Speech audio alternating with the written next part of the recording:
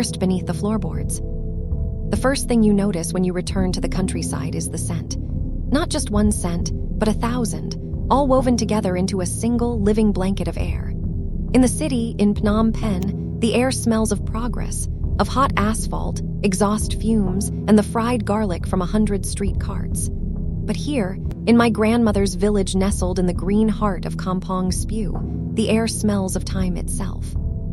It smells of wet earth, of jasmine blooming invisibly in the dark, and of the sweet, slow decay of mangoes fallen from the trees. It's the smell of home. But that night, another scent had joined the chorus. It was cloying and unnaturally sweet, the smell of the offering of mango and sticky rice that sat untouched on the family altar. Its perfume mingled with the humid night air pressing in through the open window, a heavy, fragrant shroud that felt less like a gift and more like a plea. From the darkness beneath our stilt house, a sound began. It wasn't a moan, not the growl of a stray dog or the cry of some jungle creature. It was a high, thin whistling, a desperate, reedy note, like wind being forced through the eye of a needle.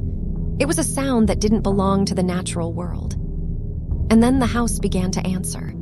The wooden floorboards above my head, boards I had run across as a child, boards that had held my family for 3 generations, began to groan. They sagged, bowing under a weight that should not exist, each creak a pained testament to an unbearable, invisible burden. My grandmother, Yi, sat on her thin mat across the room. In the flickering candlelight, her face was a mask of ancient terror, her wrinkles carved deep by a fear I was only just beginning to understand. She began to chant, her lips moving without sound at first, then forming quiet, desperate whispers. Her words, fragments of old prayers, were lost, swallowed by the sound of our ancestors' eternal, agonizing thirst. It had all started so normally, just 3 days before. I had taken the bus from the capital, leaving behind the noise and the deadlines for the annual Pichum Ben holidays. It's a time for remembrance, for honoring the ancestors who came before us. For me, it was also a time to escape, to breathe air that didn't taste of concrete, and to eat my grandmother's food. The journey itself is a kind of ritual. The city's dense sprawl slowly gives way to a patchwork of luminous green rice paddies, dotted with sugar palm trees that stand like lonely sentinels against the vast, open sky. The further you go, the more the modern world seems to peel away, layer by layer, until you are left with something older, something more fundamental. When I arrived, my Yi was waiting for me at the bottom of the wooden stairs, her smile as warm and familiar as the afternoon sun. "Sathya Aun," she said, her voice raspy with affection. "My boy, you are thin. The city does not feed you." It was her standard greeting, and I laughed, hugging her small, wiry frame.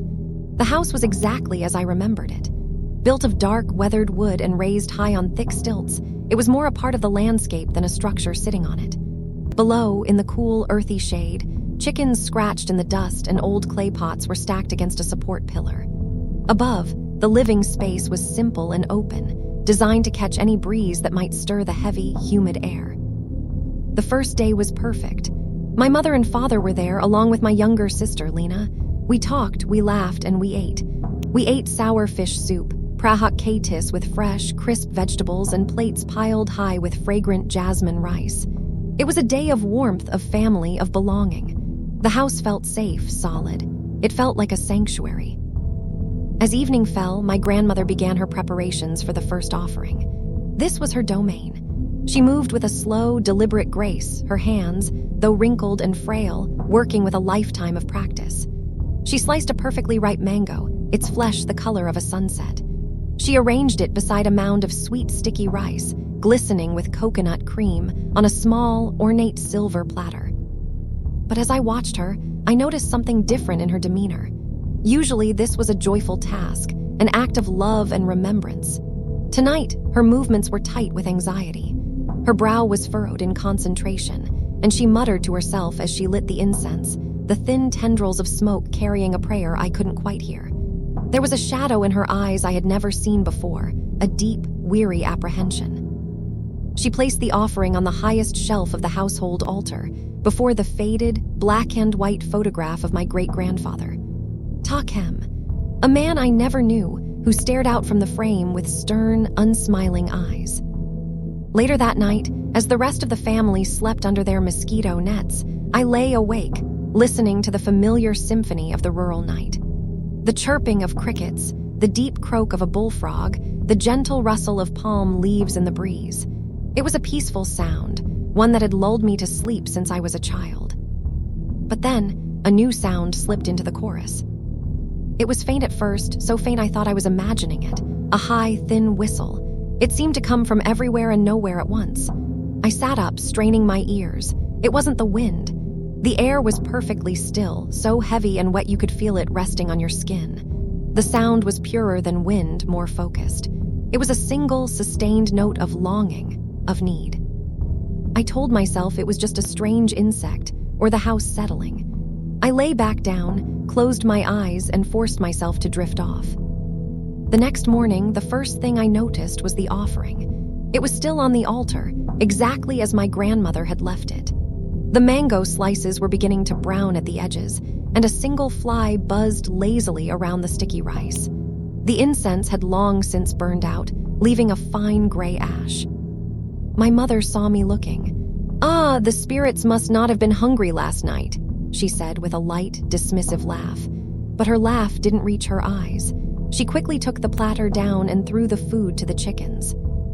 My grandmother said nothing. She just watched from her chair in the corner, her hands clasped tightly in her lap.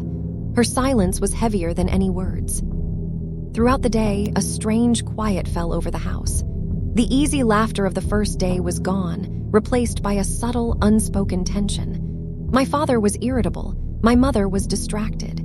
Lena, my sister, complained of a headache and spent most of the afternoon sleeping. I tried to brush it off as holiday stress, but I couldn't shake a growing sense of unease. That was the first time I felt it, the weight. It wasn't a physical weight, not yet. It was a pressure in the air, a heaviness in the atmosphere that made it hard to take a full breath.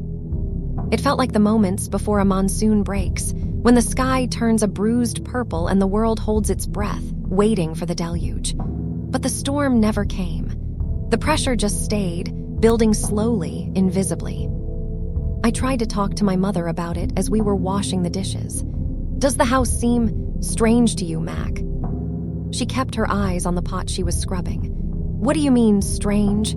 It's the same house it has always been." "I don't know," I said, struggling to find the words. "It just feels heavy, and I heard a weird noise last night, a kind of whistling." She stopped scrubbing for a fraction of a second, her knuckles white. Then she resumed, her movements a little too forceful.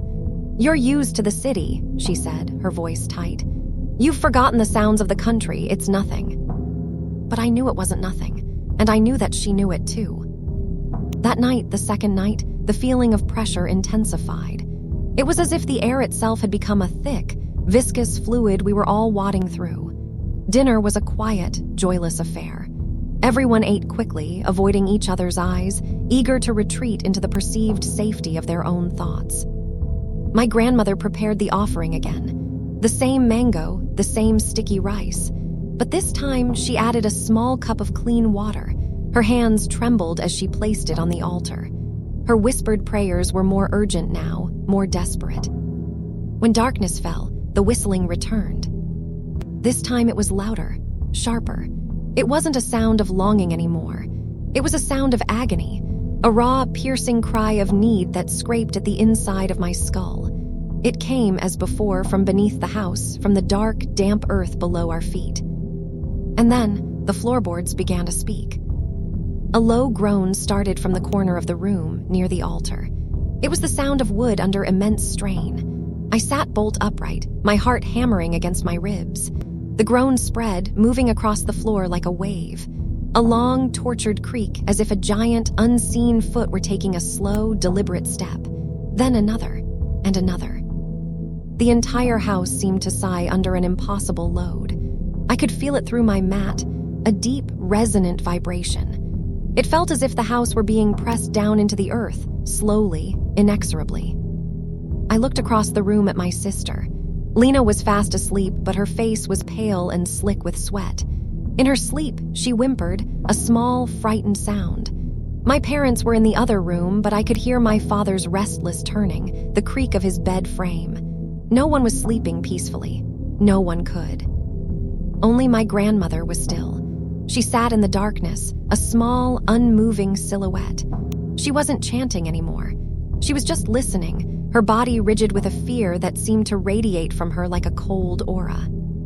I couldn't take it anymore. I crawled across the floor to her, my own movements seeming to make the groaning of the wood worse. "Yi," I whispered, my voice shaking. "What is that? What's happening?" She didn't look at me. Her eyes were fixed on the ceiling, as if she could see the invisible weight that was crushing us. "He is thirsty," she whispered back, her voice a dry rustle of leaves. Who is thirsty?" "Ta Kem," she said, her voice barely audible over the high, keening whistle from below. "Your great-grandfather. His sin has left him with a throat as small as a needle's eye and a thirst as vast as the ocean. He drinks but is never quenched. He eats but is never full. And now he has come home." The floorboards above us let out a deafening crack, like a bone snapping. Lena cried out in her sleep. The pressure in the room became suffocating, a physical presence that pushed down on my chest, stealing the air from my lungs. My grandmother finally looked at me, and in the faint moonlight filtering through the window, I saw that her eyes were not just filled with fear. They were hollowed out by it. Hollow with a story she had carried alone for decades, a story that was now refusing to stay buried. "He was not a good man, your great-grandfather," she began, her voice low and steady, a strange calm settling over her as she finally gave the horror a name. The whistling from below seemed to quiet slightly, as if it were listening. "Our family was not always poor, Sathya. When I was a little girl, this land was vast. Ta Kem was a powerful man in the village. He owned more rice paddies than anyone, more buffalo, more everything. He was respected, but he was feared. He had a hunger in him, not for food, but for more, always more." She paused, taking a shaky breath. The house groaned again, a long, low moan of protest. "There was a year," she continued, "the year of the great drought. The sky was a merciless white bowl, and the sun baked the earth until it cracked like old pottery. The canals dried up, and the rice shoots withered and died. The villagers' wells turned to mud. People grew thin. Children's bellies swelled with hunger. It was a time of terrible suffering. But Ta Kem was clever. He had, years before, dug a deep, secret well on the furthest edge of our property, hidden by a grove of bamboo. It never ran dry. While the village starved and thirsted, our family had water. Our small patch of vegetables grew green. Our animals survived." Her voice dropped to a whisper, thick with shame. "The village elders came to him. They did not ask for much, just a little water for the children, for the sick. They bowed before him, their faces cracked with dust and desperation. They offered him what little they had, a few chickens, their family jewelry, promises of labor for years to come. And Ta Kem," he laughed. "He sat here in this very house on a fine silk cushion and he laughed at them. He told them their suffering was the result of their own laziness, their bad karma. He said the spirits had blessed him and cursed them. He sent them away with nothing. I watched him. I was a child hiding behind that pillar. I saw the look in their eyes. It was not anger. It was a despair so deep it becomes a curse." The whistling from beneath the floorboards grew sharper, more insistent. It was a sound of pure, undiluted agony. "A woman," my grandmother's voice trembled. "Her name was Esray. Her baby was sick with fever, dying of thirst. She came alone in the middle of the night. She crept to the edge of our land and tried to take just a single bucket of water from the well. Ta Kem had been waiting. He caught her. He beat her, Sathya. He beat a desperate mother and smashed her bucket, letting the precious water soak into the dry, useless ground. He told her if the gods wanted her baby to live, they would make it rain." A cold dread seeped into my bones, colder than any fear I had ever known. The baby died the next day. The drought broke a week later. The rains came, but for many it was too late. The village never forgave him. They never said a word, but their silence was a wall of hatred. Ta Kem grew richer, but he became a ghost in his own village. No one would look him in the eye. No one would speak to him. "And then," she said, her gaze turning towards the altar, towards the stern face in the photograph, "his own thirst began. It started small. He was always drinking, complaining of a dry throat. He had servants bring him water, tea, coconut juice day and night, but nothing satisfied him. He grew thin even as he ate and drank constantly. The doctors could find nothing wrong. They said he was as healthy as a young man. One evening, he was eating a mango, his favorite fruit. He was sitting right there. She pointed a trembling finger to a spot on the floor not far from where I sat. He took a bite and he began to choke. His face turned blue. He clawed at his throat, his eyes wide with terror and disbelief. He made no sound. He just couldn't breathe. He died right there on this floor, drowned on dry land. The doctors said a piece of the fruit had blocked his airway, but I know. The village knew. It was the thirst. The thirst he had denied to so many had finally come for him. The story hung in the air between us, as heavy and oppressive as the invisible weight on the roof. The whistling, the groaning floorboards, the untouched offering, it all made a terrible, perfect sense. He was a Pret, one of the hungry ghosts, cursed by his own greed to suffer the very torment he had inflicted on others. For years he was quiet, Yi whispered. We made offerings, we prayed for his soul, but he has grown restless. His hunger is worse. His thirst, it is infinite. He is trying to get in, Sathya. He is trying to come back. The thin, whistling sound was changing. It was deepening, taking on a guttural, gurgling quality. And with it came a new sound. A wet, sloppy, dragging noise from directly beneath us. The sound of something heavy and saturated being pulled through mud. Yi, I said, my voice barely a croak. What do we do?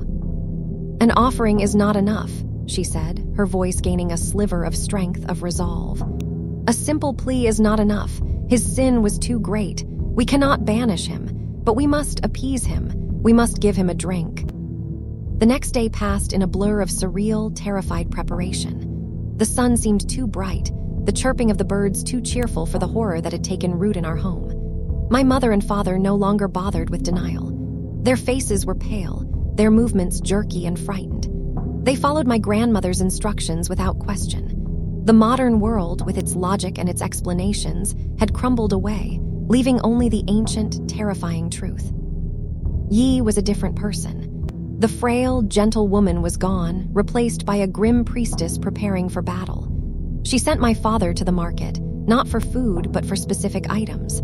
5 types of lotus flowers, pure beeswax candles, a specific kind of incense made from 7 rare herbs. She had my mother brew a special tea, not for us to drink, but for the ritual. My task was the most unnerving. She sent me with a new clay pot to the oldest well in the village, a well that had been there, she said, since before Ta Khem's time. A well that had never run dry. The water must be pure, she instructed me, her eyes boring into mine. Draw it at noon, when the sun is highest and the shadows are smallest. Do not speak to anyone on the way there or on the way back. And do not, under any circumstances, drink from it or spill a single drop. The walk to the well was the longest of my life. Every rustle in the grass, every shadow thrown by a palm tree felt like a lurking presence.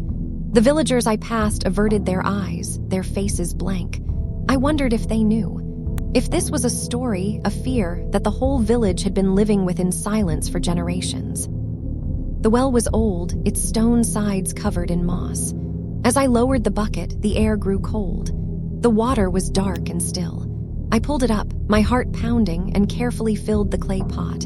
The walk back was even worse. The pot felt impossibly heavy, as if I were carrying the weight of every sin, every drop of water my great-grandfather had ever denied to the thirsty. When night fell, the house was transformed. The furniture was pushed back against the walls, leaving the center of the main room bare. My grandmother drew a circle on the floor with blessed chalk. In the center, she placed the clay pot of water.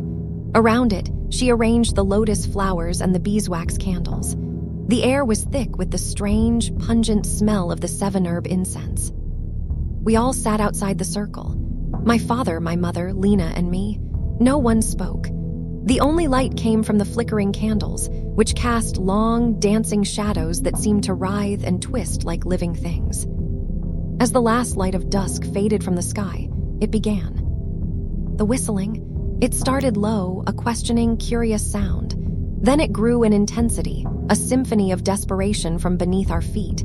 The house began to groan, the timbers shrieking as if they were being torn apart. The pressure descended, a physical force so intense I felt like my bones would crack. Lena began to cry silently, tears streaming down her face. My grandmother began her chant. It was not the quiet whisper of the night before. Her voice was strong, resonant, filled with a power I never knew she possessed. She spoke in formal classical Khmer, a language of monks and ancient texts. She was not praying for his soul. She was commanding it. She spoke of his life, his name, his sin. She acknowledged his suffering. And then she made her offer. "Kem," she cried out, her voice ringing through the groaning house. "Your name is Kem. Your thirst is known. We, your descendants, bear the burden of your karma. We make this offering. We give you water. Drink and be at peace." The whistling stopped. A silence so profound, so absolute, fell upon the house that it was more terrifying than the noise. The groaning of the wood ceased. The crushing weight on my chest vanished. I could breathe again. We all looked at each other, our faces slick with sweat in the candlelight. Had it worked? Was it over? A single drop of water fell from the ceiling, landing on my cheek. It was icy cold. I looked up. There was no leak. The roof was dry. Then another drop fell, landing on the wooden floor inside the chalk circle with a soft pat. And another. And another. They weren't falling from the ceiling. They were seeping up through the very fibers of the wood. Small, dark beads of moisture that glistened in the candlelight. From beneath the house, a new sound began. It was not the whistling. It was a low, gurgling sound. The sound of a parched throat trying to swallow. My grandmother's face, which had been set in a mask of power, crumpled in on itself. A look of utter, soul-shattering horror dawned in her eyes. The candles around the circle began to flicker wildly, as if in a strong wind, though the air in the room was deathly still. One by one, they were extinguished. Not blown out, but snuffed as if by an invisible, wet finger. Plink, plink, plink, until only one remained. In the final, flickering light, we saw it. The clay pot in the center of the circle. The water level was dropping, not from evaporation. We could see the surface of the water trembling, disturbed, as if an invisible mouth were desperately, greedily drinking from it. But the gurgling sound didn't stop. It grew louder, more frustrated. The pot was emptying, but it wasn't enough. It would never be enough. My grandmother understood. I saw the realization dawn on her face, and it was the most terrifying thing I had ever witnessed. We hadn't appeased him. We had only reminded him of what he truly craved. We had opened a door for him. We had put a glass of water to the lips of a man dying in an infinite desert, a single drop that would only make his eternal thirst rage all the stronger. The last candle went out, plunging us into absolute darkness. The gurgling was right beneath us now, right under the floorboards, and it was accompanied by that wet, dragging sound, closer than ever. The floorboards directly in front of me, inside the now invisible circle, began to darken, to warp, as if they were saturated with immense amounts of water. And then the wood began to splinter, a high, thin cracking sound. From the center of the circle, something was pushing its way up. My father screamed. It was a raw, terrified sound that broke the spell. He grabbed my mother and Lena, dragging them towards the stairs. Get out! Get out of the house now!" I scrambled backwards, my hands slipping on the damp floor, and grabbed my grandmother's arm. She was frozen, staring into the darkness where the pot had been. "Yee, come on, we have to go." Her whisper was a dead, hollow thing. "It's too late, he's home." A final, deafening crack echoed through the room, and the sound of something wet and heavy slewing onto the floorboards in the darkness sent a wave of primal terror through me that almost stopped my heart. I didn't wait to see what it was. I pulled my grandmother with all my strength, half dragging her out of the room and down the stairs, out into the humid night air. We didn't stop running until we reached the road. I left the village the next day. No one tried to stop me. No one spoke of what happened. We didn't go back into the house. My parents and sister went to stay with an uncle in a neighboring village. My grandmother came with me, back to the city. She refused to ever set foot in that house again. She lives with me now, in my small apartment in Phnom Penh. She is quiet. The fire in her is gone. Sometimes, at night, I hear her whispering the old chants in her sleep. I don't know what happened to the house. My father says the floor in the main room rotted through, that the whole structure is unsafe. No one in the village will go near it. They say that on still nights, you can still hear the whistling. And sometimes, a new sound, the desperate, splintering crack of wood and a soft, wet gurgling, as if something is still trying to drink from the very foundations of the home that built it. I have learned that some debts are never paid. Karma is not a simple ledger of good and bad. It is a river, and the sins of our ancestors flow downstream, and we, their children, are left standing in the tainted water. So listen, if you are ever in an old house, a house that holds generations of stories within its walls, be respectful, honor the altar, be mindful of the spirits that may still linger. And if you should ever hear a high, thin whistling from the darkness beneath your feet, do not dismiss it. It might be the wind, but it might also be a thirst that can never be quenched. A thirst that has been waiting for a very, very long time for someone to finally come home. And if it is, I can only tell you this. Leave a glass of water and run.